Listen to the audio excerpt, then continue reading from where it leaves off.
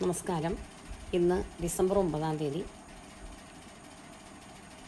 ആലുവയിലെ പ്രസിദ്ധ പരിസ്ഥിതി പ്രവർത്തകൻ പ്രൊഫസർ സീതാരാമൻ അവർകൾ ദിവംഗതനായിട്ട് 4ാമത്തെ വാർഷിക ദിനമാണ്. അദ്ദേഹം കുറേ നല്ല കാര്യങ്ങൾ ചെയ്തിരുന്നു. ശങ്കര കോളേജിലെ പ്രൊഫസറായിരുന്നു.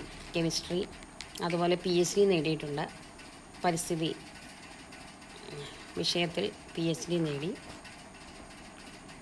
അദ്ദേഹം പെരിയാർ നദിയിലെ മലിനീകരണത്തെക്കുറിച്ചും അതിലുള്ള രാസവസ്തുക്കളുടെ കാര്യങ്ങൾ അതിനെക്കുറിച്ചെല്ലാം അഗാധമായി പഠിക്കുകയും നദി സംരക്ഷിക്കാനായി ഒറ്റയാൾ പോരാട്ടം എന്ന് തന്നെ പറയാം, മുൻകൈ എടുത്ത് ഒരുപാട് കാര്യങ്ങൾ, ഒരുപാട് സമരങ്ങൾ, എഴുത്തുകുത്തുകൾ, കേസുകൾ ഇതെല്ലാം നടത്തി ആലുവ പുഴയുടെ തീരം സംരക്ഷിക്കാനായി കുറേ പാടുപെട്ടു. അതുപോലെ മണൽവാരൽ, ഇഷ്ടികക്കളങ്ങൾ, ഇങ്ങനെയെല്ലാം അനധികൃതമായി വരുമ്പോൾ അതിനെതിരെ പോരാടിയ വ്യക്തിയാണ്. പിന്നെ അദ്ദേഹം ചെടി നടുക എന്ന് പറഞ്ഞാൽ മരങ്ങൾ നട്ടുപിടിപ്പിച്ചിട്ടുണ്ട്. അത് കണക്ക് ആയിരങ്ങളല്ല, അതിൽ കൂടുതൽ. ആലുവ പല സ്ഥലത്ത് വഴിയോരങ്ങളിൽ, പെരുമ്പാവൂർ, ആലുവ മണപ്പുറത്ത് അദ്ദേഹം ഒരു കുട്ടി വനം തന്നെ ഉണ്ടാക്കിയിട്ടുണ്ട്. അവിടെ ഇപ്പോൾ നമുക്ക് പോയാലും കാണാം.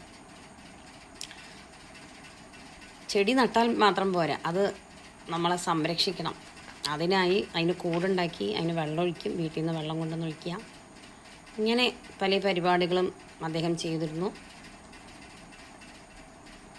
KTDC ടൂറിസ്റ്റ് പ്രൊമോഷൻ കൗൺസിൽ പണിത മഴവിൽ ഒരു ഹോളുണ്ടായിരുന്നു. നമ്മുടെ തോട്ടക്കാട്ടുകരയിൽ നിന്ന് മണപ്പുറത്തേക്ക് പോണ വഴി വലതുവശത്ത്. അവിടെ ശരിക്ക് നദീതട നിയമത്തിനെതിരെയായിരുന്നു അത്. നദീതടം സംരക്ഷിക്കണം. അതുകൊണ്ട് അദ്ദേഹം അതിനെതിരെ കേസ് കൊടുത്ത് സുപ്രീം കോടതി വരെ പോയി.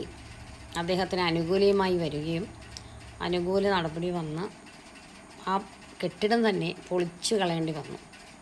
ആ സമയത്ത് അദ്ദേഹം അദ്ദേഹത്തിൻ്റെ പേര് ആൾക്കാരെല്ലാം അദ്ദേഹത്തിന് വളരെ ഭീഷണിയായിരുന്നു അദ്ദേഹത്തിന്. എന്നിരുന്നാലും അദ്ദേഹത്തിനൊരു കൂസലുമില്ല. അദ്ദേഹത്തിൻ്റെ ദൗത്യത്തിൽ അദ്ദേഹം വിജയിച്ചു. പിന്നീട് ഗവൺമെൻറ്റിൻ്റെ അനുമതിയോടുകൂടി അവിടെ ഒരു ഉദ്യാനം, ചെടികൾ, ബൊട്ടാണിക്കൽ ഗാർഡൻ, ആർബറായിട്ട് അത് പണിതു. അവിടെ ഇപ്പോൾ നക്ഷത്രവനം, അതുപോലെ പുതിയ എല്ലാ സ്പീഷീസും അവിടെ ഉണ്ട്. രുദ്രാക്ഷം, കായ്ച്ചു നിൽക്കുന്ന രുദ്രാക്ഷം. അവിടെ നമ്മളെ ആലുവ ടൗണിൽ ഇത്രയും അടുത്തൊരു പ്രദേശം, നല്ല തണുത്ത്, അതിൻ്റെ അകത്ത് പോയാൽ തന്നെ നമ്മുടെ അന്തരീക്ഷം മാറി. പുറത്ത് എന്ത് ചൂടുണ്ടെങ്കിലും ഈ ആർബറൈറ്റിൻ്റെ അകത്ത് പോയി കഴിഞ്ഞാൽ നല്ല തണുപ്പാണ്. ഒരു സൈഡിൽ പുഴയും ഈ വനം എന്ന ഒരു അന്തരീക്ഷം. അപ്പോൾ ഇത് ഇപ്പോൾ മാതൃഭൂമിയാണ് സംരക്ഷിക്കുന്നത്, നന്നായിട്ട് സംരക്ഷിച്ചു വരുന്നുണ്ട്. കുട്ടികളും മുതിർന്നവരും ബോട്ടണി പഠിക്കാനായിട്ട്